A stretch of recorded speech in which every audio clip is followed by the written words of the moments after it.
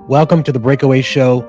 Today we have a very special guest, Haile McAnally, all the way from sunny Florida joining us. Haile is a conservative leader in the political space, and we're really excited to have her here. She works at Public Square and a number of other things. Thank you for being on, Haile. Yeah, thanks for having me. Excited to chat. So you are in where in Florida? I'm in the great city of West Palm Beach and excited to be here. West. And you had a little event last night, I think, right? Can you tell us about it? Or I is it? did, yeah. The Palm Beach County Young Republicans actually just chartered a new club.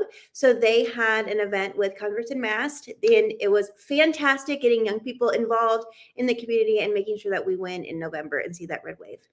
That's amazing. You've been on a world tour, it seems like, all over the country, going from place to place, going to events. That's pretty incredible. Can you tell us a little bit about that and what you feel in this election cycle? I know we're only about 70 or so days away from the biggest election of our lifetimes. Totally. So, as a young Republican woman, I think that that is where the most ground needs to be made up for Republicans right now. We are facing an uphill battle from the abortion issue to just this war on women, women's sports, women's spaces. And I think that personally, it is so important for us young women to get involved and start using our voices. You look at people like Riley Gaines, who have made such an impact in this arena, and I can only say good things about her. And hopefully, one day I can be in her footsteps a little bit, but just going around and really forming those bonds and those connections with young women to know that we're supported. And like I always say, all ships rise. So if we really lock arms with each other, we can definitely make an impact in the 2024 election. That's great to hear. And Riley Gaines is such a interesting story. I don't know Mhm. how political she was before all this happened when she had to swim against Leah Thomas and she took her spot to get that medal. But since then, I mean, she's been a firebrand for the conservative movement. And it's really interesting to see how people in their everyday life, they're confronted with these situations that they have to say something because otherwise they're not themselves. They say something and would you believe it? People actually like what they say and they come from that specific instance and now they become something completely different, which is another leader in the movement. Yep, absolutely. Her story is actually very similar to mine in the way that she was just living her life. She was just wanting to be a good American and wasn't really political in a lot of ways. I think values based, yes, but outwardly political, no. And my story is very similar to that. I actually am a personal trainer and a gym owner out in Omaha, Nebraska. And I kind of got swooped up in everything that happened with COVID and the pandemic. And I realized that liberty is so important to myself and realizing that it's important to a lot of other people. So understanding that standing up and actually being a voice in this space is so, so important. It actually encouraged me to run for the state legislature in 2021 in Nebraska. And since then, it has been such this springboard into being more involved in understanding how important our Constitution, our freedom of speech, our rights in every facet are so, so important and so unique to this country that we don't have a choice but to stand up and be political. We have no choice but to be political right now. And did you find that you were this political beforehand, or did you feel like something was enclosing upon you that you had to start fighting against it? Because that's kind of what happened to me. I was just living my life in Hollywood, doing my thing, and then I saw all of these things happening, which reminded me of exactly when my grandma fled Cuba, communist Cuba. All of these policies were being enacted, especially in California. We have Gavin Newsom as our governor, hopefully for not much longer. But that's what kind of drove me to start making content and talking about these things that I thought were sheer stupidity. Was that something similar that happened to you? Yeah, actually, I voted for Bernie Sanders. I was an independent, I've been a Democrat, and now I'm a very staunch Republican. I always thought that Democrats were the party of the people. They were the party of women, they were a party of the small person just trying to make it big, of the underdog. That's still a story that resonates massively in my life. And I always thought that the left was that. They were the beacon of hope when the oppressive Republicans were coming in and the grand old party just wanted to suppress women and suppress anything that we wanted to do in this country. And it turns out the more that I saw COVID evolve and how the leadership in that entire agenda was, well, yes, some Republicans did follow along. A lot of that was like led by Yep. the left. And I think that woke me up going, wait a second, who is the party of elitism? Who is the party of massive control, massive censorship?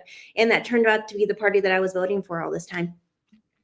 Yeah, I have a similar story. I actually worked in the Democratic Party of California when I was very young on different campaigns and things like that. I was the So now we've gone full circle, and we've not full circle, we've gone half circle. And Mhm. now, we're fighting because I'm a classic liberal, right? Yep. Like, Mhm. let me do whatever the hell I want. Don't tell me what to do. Don't influence me in any way. Let me do whatever I want to do. And this is exactly the opposite what's Absolutely. happening now with censorship of freedom of speech and censorship in all these other realms, and then social censorship and self censorship. So it's like censorship up and down, left and right. Anywhere you look, we can't say what we want to say, which is why I'm so shadow banned on Instagram. I mean, it's actually comical at this point. Yesterday they demonetized me, even though I was already demonetized for like a year, because I posted a picture at the Renaissance Fair of me eating meat, and my caption said, "Eat meat, your testosterone depends on it." So they flagged me for that. So I mean, at this point, it's just comical what they'll come up with. But can you tell me some of the things that you do, kind of because you're on the younger side, obviously, and there's other females that are going to be watching this? Can you kind of show them or tell them exactly what you do and how you do it and how you became to be the person that you are in the movement today? Yeah, absolutely. So I actually come from the fitness and pageant world. That's where I came from. And there's one thing that I was always taught from a very young age, and it was 10 seconds of insane courage can change your entire life. So when you see something, like what do they say? See something, say something. If you take the time to actually say it and bring it to the forefront and the attention of people and shed light on it, it's going to massively change the world, even if you think you're just one voice. So, as a young woman, I personally, actually, this is a story that's very close to me, and actually, how I became pro life is I had an abortion 13 years ago. And that whole story taught me how pro woman I am and how anti woman the abortion industrial complex is. And when you go through those personal experiences and you see, absolutely how you get no support and it is an agenda and it's for money making, and you see these things that are so passionate to yourself, like being a woman and femininity and how important being a mother is and all of this stuff, be attacked by something that is on such a pedestal to people that you're supposed to like, right? Like celebrities, like politicians. You see Nancy Pelosi, you see Kamala Harris go out there and just say that women are going to go extinct if we don't have abortions, they're the best thing ever. And understanding that 10 seconds of sharing that story to me changed my entire life, my entire trajectory of where I want to go. And now I get to go around and tell that story and be an advocate for the pro-life movement, femininity, what it means to be a woman right now. A little shout out to Matt Walsh, maybe. And understanding how important being a woman is and how we can really grow from that and expand the positive parts about being a woman, growing a family, having a husband, doing the things that are traditional to the United States. This is a very interesting topic that has been brought up, especially recently. I know it's Lily Kate talks a lot about this. She's very anti-feminist, but it's a really interesting conversation to have because the feminist movement has taken such a stranglehold on women and young women, especially saying, there's a meme I saw the other day. It really encapsulates what I think this whole issue is about. It says, work for a company and you're not a slave, but work for your husband and your kid, and now all of a sudden it's slavery. So it's really interesting. And I think it's good to have a conversation as what really is feminism? What was it meant to be? And what has it been co-opted by? We know that there's a lot of Marxists that have infiltrated the feminist movement and have moved it progressively forward to now it's not only equal rights for women, but now it's like women could be men, women are men are Yep. nothing. We don't need them. Let's not procreate. Let's take abortion pills on the stage of the DNC and everyone clap for us. Like, what has happened? It's gone so Yep. far progressive to the left. Absolutely, 100%. When it became anti-man, I am very pro toxic masculinity. I love knowing that there's Good. strong men in this world to protect women. I do believe that by nature, that's how our roles are supposed to be. And I'm sure I'll get some flack on that, but it's nothing I haven't gotten flack on before for saying that. And somehow we have believed that because we're a woman, it means that men can't exist. Men, there's not enough space for men to do what they need to do. So we have to take the masculine role, whether it's in corporate America, whether sometimes it's even in our family. Some people don't like to say that, but it's true. And when you have strong men, you're going to have easy times. We've all heard that quote. And so this feminist movement, because they've made tough women now, we're having tough times. And I think that that is really leading to a lot of the problems we're seeing today, from this overly trans movement that we're seeing, taking away womanhood from people, encouraging young women to cut off their feminine parts of their bodies. We're really seeing this attack on women because I think men will make the country better. They will make the country good. And those powers that be don't want that competition. Yeah, there's a really interesting stat I saw the other day that says something like 63% of unmarried women are Democrat. Then I saw a stat saying about Mhm. 36% of young men are registered Democrats. So there seems to be this complete opposition in young men and women, pitting them Mhm. against each other. And I know feminism is a part of this, but also everything else has to do with this. And I Absolutely. think about if the ultimate goal, and we know that they've said this, that we need to depopulate the world. Mhm. What better way to do it instead of scaring people into thinking, hey, they're going to make us eat bugs and all this stuff? What if all you had to do was turn man against woman and make none of them want to procreate and make it so expensive to have a kid that nobody would do it? And then you Mhm. convince the far left to cut off their body parts and take puberty blockers and then do all these things that'll make them never to be able to have a kid. And then give adulation and approbation of people who are getting vasectomies and abortions at the DNC on that little bus that they had that was free to do. So Yeah. that seems to kind of get them where they want to go without having to go all the way. And it's really sad to see that a Yep. lot of people have been brainwashed into this cult. Yep, absolutely.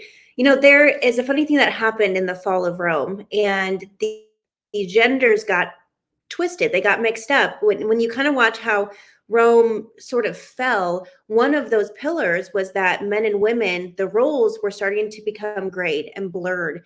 And I think we're kind of starting to see that a little bit. And if you know, the fall of Rome happened in 250 years, and the United States is coming up on that.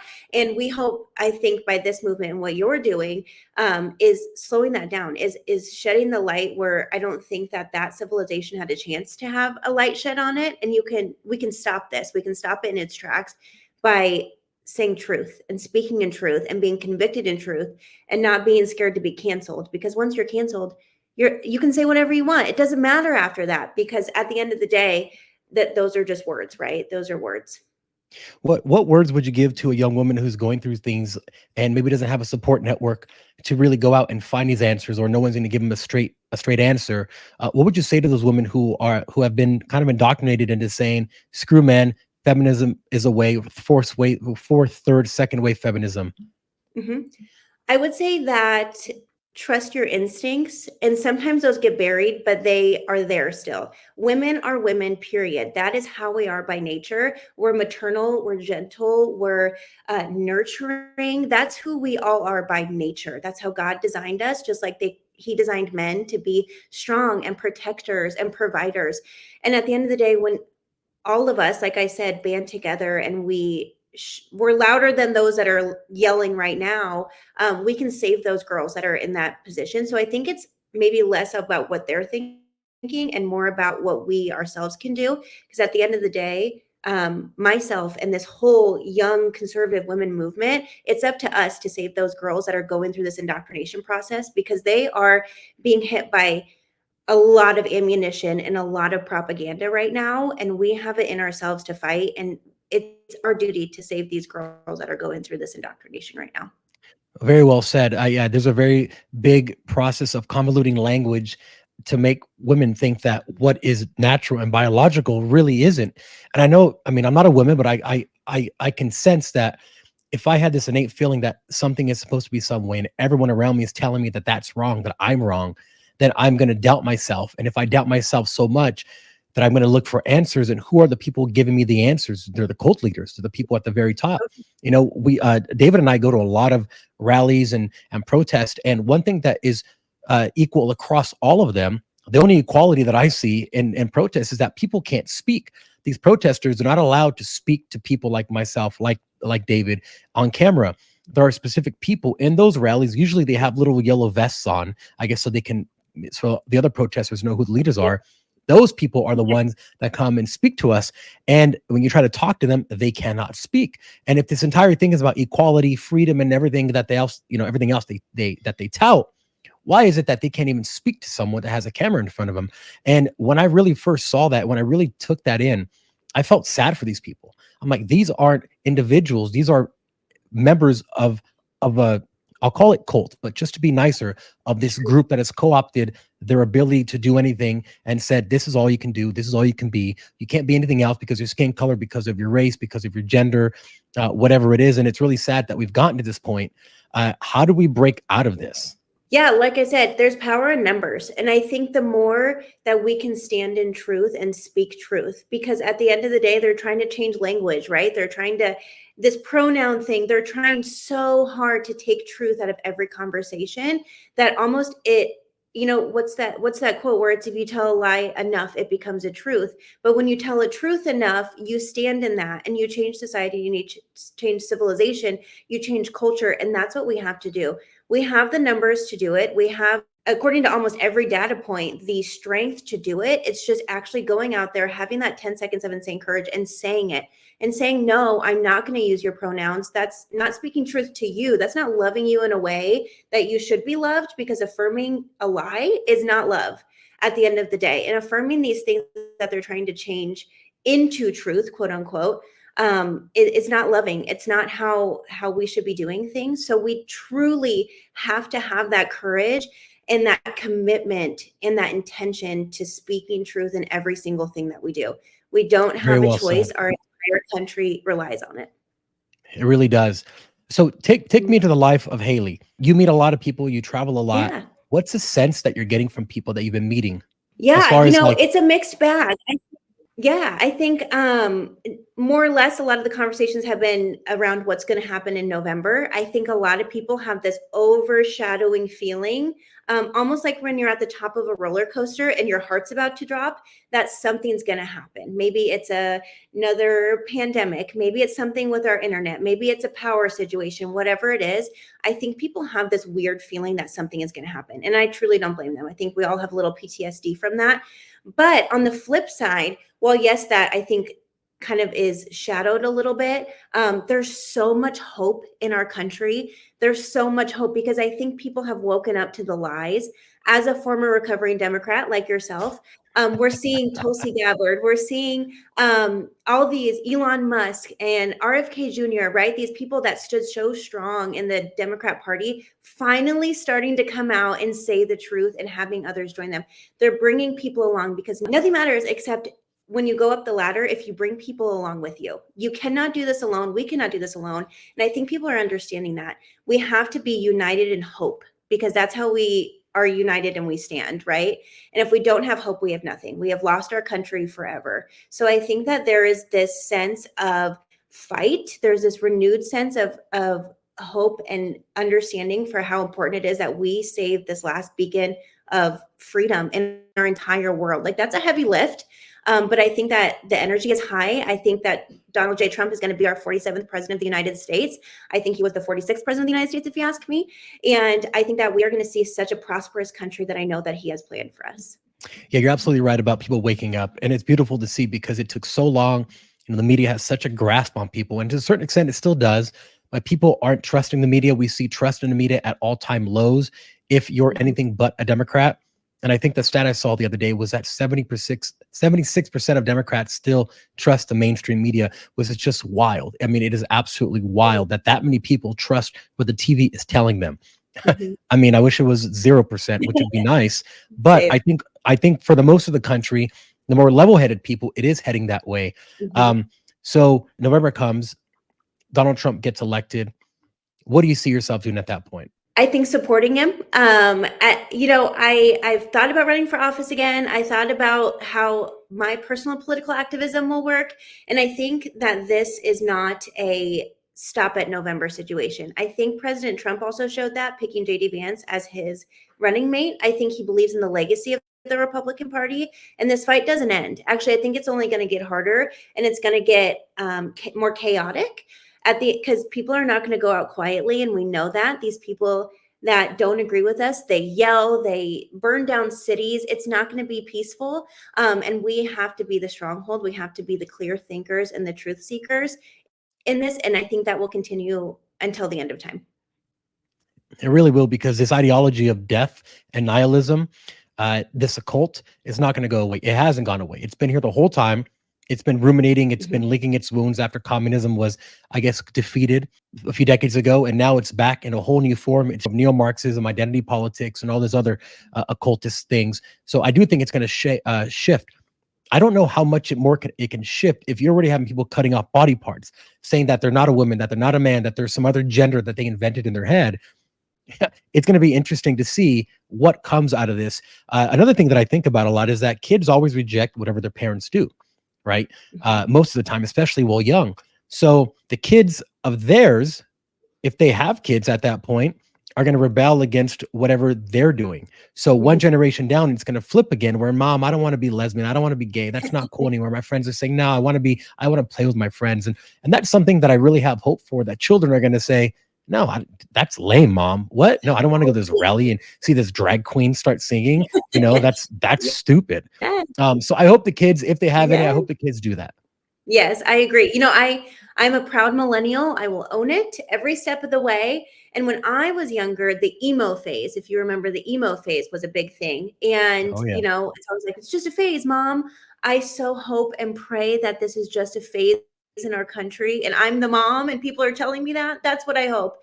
And we can only pray for that. But we just have to, as we're the adults now. I guess there's few adults who are adults than us, but we have to be the ones that guide this next generation into common sense. Yeah, I mean, we really do, and I won't stop making content. What one thing I know that the Democrats have done is that they, not exactly at this moment, but when they were trying to get power back, they set aside all their differences and they said, let's just come together first, take power, and then figure out things between us. Now, I'm very critical of Republicans and Democrats, everybody. There's a lot Mhm. of rhinos in Congress that need to be flushed out, as they say, drain the swamp. So Mhm. after Donald Trump wins, hopefully, then I will be going after these people and exposing them, because that's what I do. I hate stupidity. I hate liars. I hate people that go out and say something and then say something else the very next day just because it fattens their pocket. And I don't think that should be anywhere in politics. I think money should be completely out of politics. I love Vivek Ramaswamy saying not only term limits, but 10 years after you get out of office, you cannot work for another lobbying group.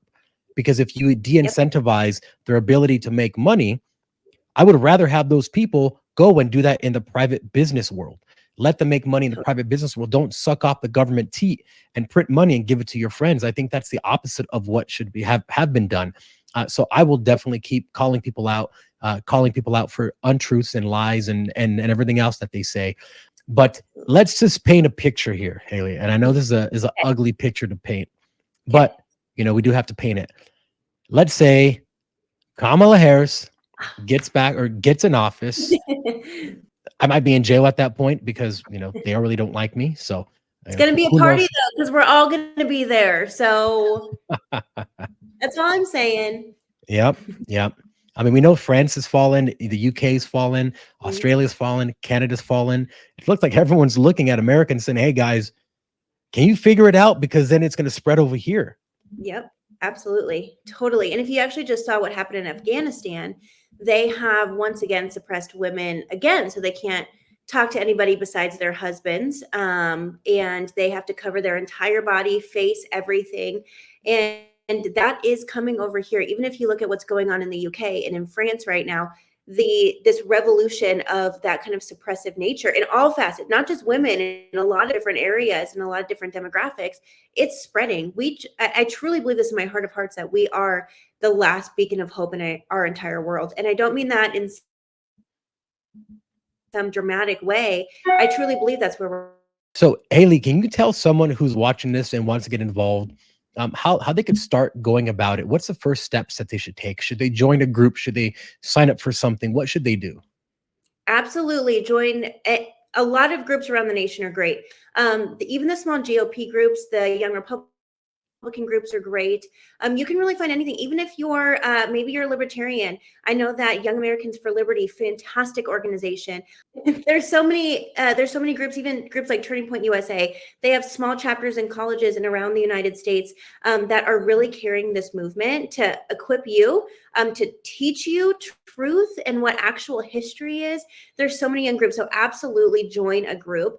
And look at alternative media sources. That's the other thing I learned was very, very important, to understand that the mainstream media is not your friend. They have a very strong bias. They're opinionated. That's their job now, is to share their opinions, and from always, from Fox to MSNBC to CNN. There's not one that's better than the other. And to dive into alternative media sources so you could really form your own opinion. Absolutely. And can you tell people how to get a hold of you on your socials so they can find you? Because I'm sure after they watch this interview, they're going to say, I need to follow her on some kind of socials. Yeah, yeah. I'm just at Haile McAnally on everything. I like to keep it simple. And I really just like to promote. I'm very positive, a very optimistic person. I have a lot of hope. And so I share that a lot over on my social media and everyday stuff, but a lot of politics, understanding where our country is right now, where our representatives are right now, and what's going on in different parts of the country. Amazing. Well, thank you for being on, and we'll have you back very soon.